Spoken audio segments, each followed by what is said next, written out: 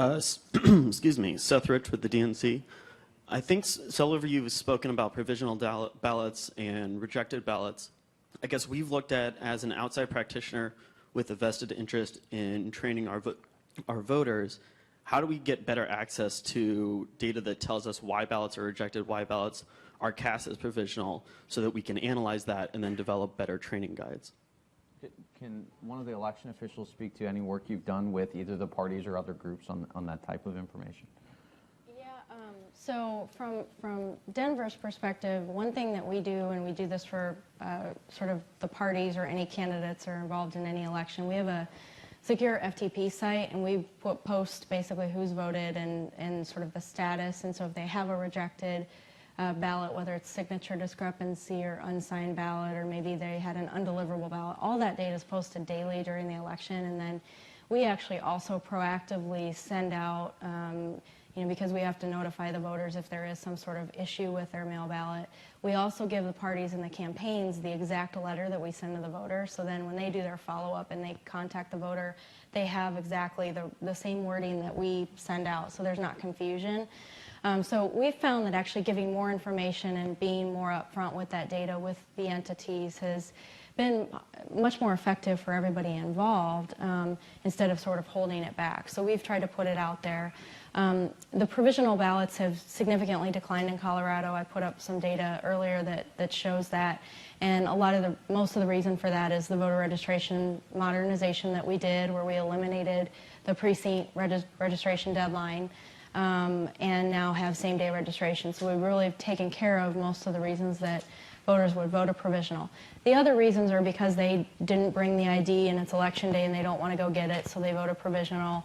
Or maybe they moved into Colorado after the state residency requirement, so potentially they might vote one there. So there's very few reasons now why someone would even vote a provisional in Colorado, and if it does get rejected, it could be maybe they haven't gotten off their felony status yet, or one of the other kind of pretty straightforward reasons. So I think sharing that data, analyzing that data, and involving the parties and sort of the entities that have an interest in that to get them that data, and then talking about it collectively and working together on training and communication tools for doing that are all very important. The only thing I would add is the key to that, our states need to have a statewide voter database so that we can code those. And I know in Utah, as we were transitioning through that, and pieces of that were missing because we hadn't fully understood how to utilize that. Not every county was inputting that the same way.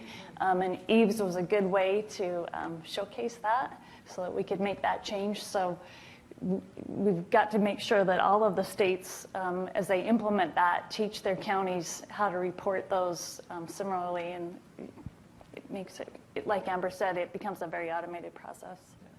The other alarm going off in my head is if we have a common data format for these voter registration systems in other places, it's very easily reportable and collected in that way as well. I think the one difficult thing on that is every state codes provisionals differently. So like Colorado, it's not just accept and reject. There's a whole list, and that's going to change by state. And so I think getting to a common format for that too is going to help, just from a national perspective, communicate that information effectively and provide better training. If that's possible, if states could collaborate and come up with common ways of that being reported, it would be very helpful. That's the end of our time. I want to sincerely thank all of you for sharing the information. There's actually, Pew just released the panel performance index, and this panel actually scored #1. So congratulations to all of you. And it's lunchtime. It's lunchtime. So thank you all. We'll be back in 1 hour. 1 hour.